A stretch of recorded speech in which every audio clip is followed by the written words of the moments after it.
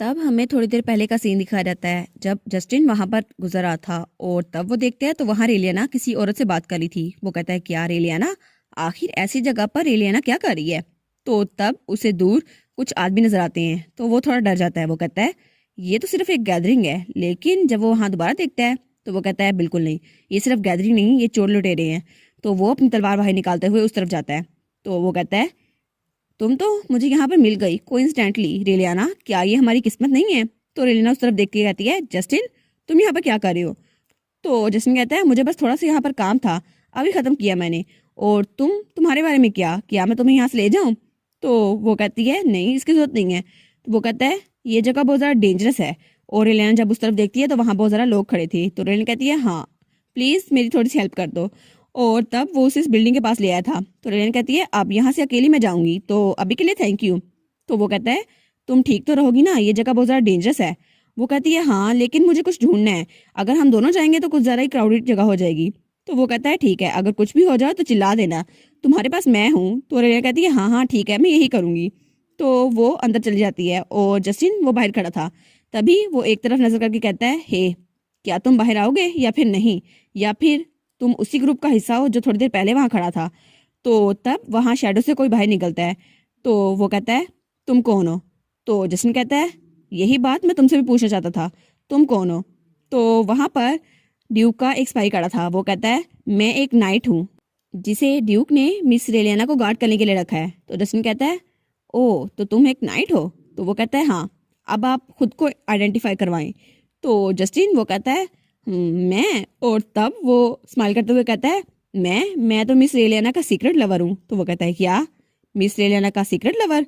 और तभी उसे अपने साथियों की बात याद आती है जो कहते हैं लगता है मास्टर और मैडम का रिलेशनशिप कुछ खराब हो गया है, और मुझे तो ये भी लगा है कि वो वापस अपने घर चली गई हैं।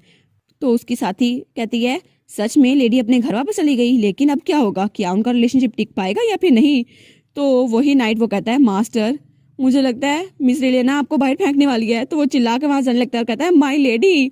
तो जस्टिन उसका कॉलर पकड़ लेता है। वो कहता है बस कर दो, मैंने मजाक किया था, ये सिर्फ एक मजाक था। तो फिर वो कहता है अगर ऐसा होता ही तो मैं तुम्हारे सामने क्यों आता, तुम तो कितनी तरह मजाक किया हो। तो वो तो बिल्कुल डोगी की तरह घुराते हुए कहता है तो फिर आखिर तुम हो कौन। तो जस्टिन कहता है मैं लेडी मैकमिलन का दोस्त हूँ। तो वो कहता है दोस्त, लेकिन अगर ये सच ना हुआ तो वो कहता है ऑफ कोर्स ये सच है, लेकिन रेग्रेटफुली। तो वो स्पाई कहता है रेग्रेटफुली मतलब ये दोस्त नहीं बनना चाहता था, कुछ और बनना चाहता था। तो वो फिर चिल्लाते हुए वहां से आता है, कहता है माय लेडी। तो जस्टिन फिर से उसे पकड़ लेता है, कहता है मजाक कर रहा था, मैं मजाक कर रहा था।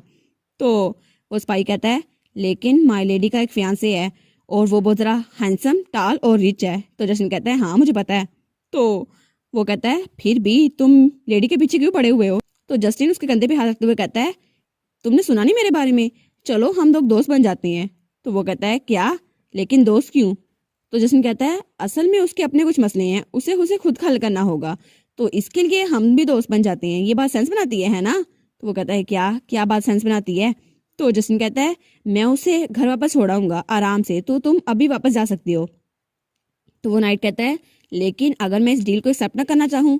तब जस्टिन अपनी तलवार निकालते हुए उसे दिखाता है और कहता है ये तलवार देख रहे हो, इसका मतलब है मैं रॉयल गार्ड का कैप्टन हूँ और मेरा नाम है जस्टिन शमाल, और तुम्हें मुझ पर यकीन करना ही होगा, क्या ये प्रूफ काफी है या फिर नहीं। तो वो सोचता है अगर मैंने इसके साथ बहस की तो मुझे लगता है हमें तलवार टकरानी पड़ जाएगी, और अगर ऐसा हुआ तो मिस रेलियाना को पता चल जाएगा मैं उनके पीछे था, तो इसकी वजह से बड़ा मसला हो जाएगा, और मास्टर नहीं चाहते मिस रेलियाना को पता चले।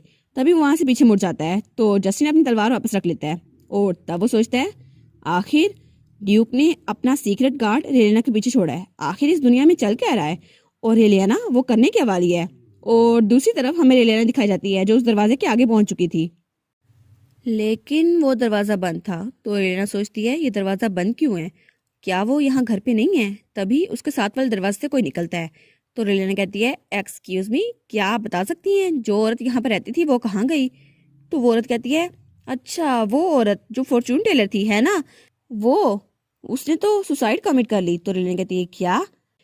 तो वो औरत कहती है हाँ वो बहुत ज़रा खुश थी कि उसे एक हाई रैंकिंग नोबल के साथ काम करने का मौका मिला और पैलेस गई, लेकिन आखिर एक दिन उसने खुद को मार डाला।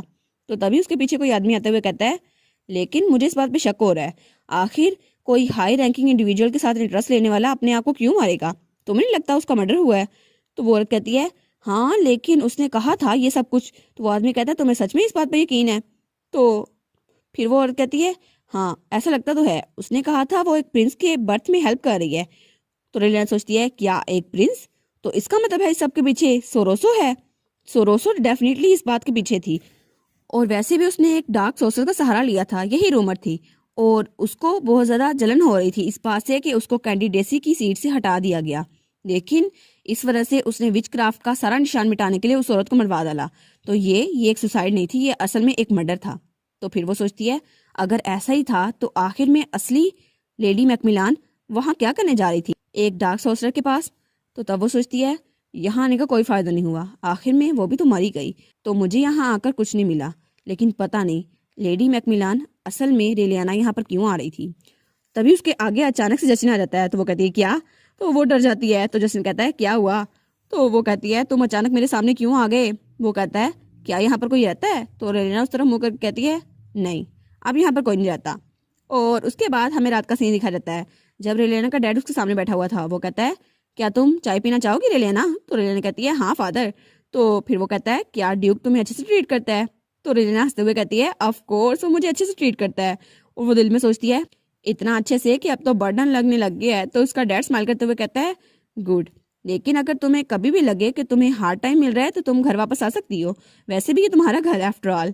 और फिर वो कहता है आई लव यू रेलियाना। तो रेलियाना कहती है हाँ मैं भी आपसे बहुत ज़्यादा प्यार करती हूँ फादर। और उसके बाद वो अपने कमरे में वापस आ चुकी थी और वो बेड पे लेटती है। तो वो वहाँ उस पेंटिंग को देखते हुए सोचती है अब मुझे पता चल रहा है इस पेंटिंग को मैं याद क्यों नहीं कर पा रही थी, क्योंकि ये पेंटिंग मेरे लिए नहीं थी, ये असली रेलियाना मैकमिलन के लिए थी, जो कि मैं नहीं हूँ। तभी वहाँ पर बीनी आती है, कहती है आप मैडम के बारे में पूछ रही हो है ना, वो तो लंच टाइम के लिए कहीं गई हुई हैं। तो रेलिना कहती है क्या लंच के लिए? तो वो कहती है हाँ वो नेबर्स में कुछ वॉलंटियर कर रही थी, इसलिए उन्होंने कहा वो भी उनके साथ जाएंगी। तो तब वो कहती है आई होप जब वो घर वापस आए तो अच्छे मूड में आए। तो रेलिना कहती है हाँ लेकिन इसका क्या मतलब हुआ? तभी उसकी मॉम की उसे आवाज आती है और कहती है रेलियाना। तो मेड और रेलियाना दोनों डर जाती हैं। तो तब वो अपनी मॉम को देखती है जो बिल्कुल ही बहुत ज़्यादा साइको लग रही थी। वो कहती है मॉम आखिर हुआ क्या है? तो उसकी मदर कहती है बाहर आओ मेरे साथ अभी। तो रेलिना कहती है हाँ हाँ ठीक। और वो सोचती है आखिर हुआ क्या है, मुझे इतना डर क्यों लग रहा है। तब उसकी मॉम उसको कैरेज के बाहर लेके आती है। वो कहती है मेरे साथ चलो हम लोग ड्रेस वर्कशॉप पे जा रहे हैं। तो रेलिना कहती है मैं इनसे पूछना तो चाहती हूँ लेकिन इस वक्त तो ये बहुत ज़रा गुस्से में लग रही हैं, ये वक्त ठीक नहीं है। तब वो एक बुटीक में पहुंच चुकी थी। तो रेलिना की मॉम कहती है सारे के सारे एक्सपेंसिव और ब्यूटीफुल कपड़े लेके आओ, और कोई भी ऐसे वैसे कपड़े नहीं लेके आना जो आउटडेटेड हो, बिल्कुल नेचुरल होने चाहिए। तो रेलिना कहती है क्या नेचुरल? तो वो जो सामने खड़ी थी उसकी दुकानदार वो कहती है नेचुरल, तो इसका मतलब है आपको ऐसे कपड़े चाहिए जो खूबसूरत हो, है ना? लेकिन क्या आप ड्रेस को देखकर चूज कर सकती हैं? और आपको ये कपड़े किसके लिए चाहिए? तो रेलिना की मॉम कहती है मेरे लिए और मेरी बेटी के लिए। तो वो शॉपकीपर कहती है ठीक है आप 1 मिनट रुकिए। तो रेलिना अपनी मॉम के पास जाती है और कहती है मॉम हम लोग शॉपिंग करने आए हैं है ना, लेकिन आप सिर्फ अच्छे कपड़े दिलाने के लिए मुझे यहाँ लेके आई हैं। तो रेलिना की मॉम कहती है हाँ लेकिन एक और वजह भी है, कल हम लोग टी पार्टी होल्ड कर रहे हैं। तो रेलिना कहती है क्या टी पार्टी, लेकिन क्यों, और आखिर में इनवाइट कौन कौन है?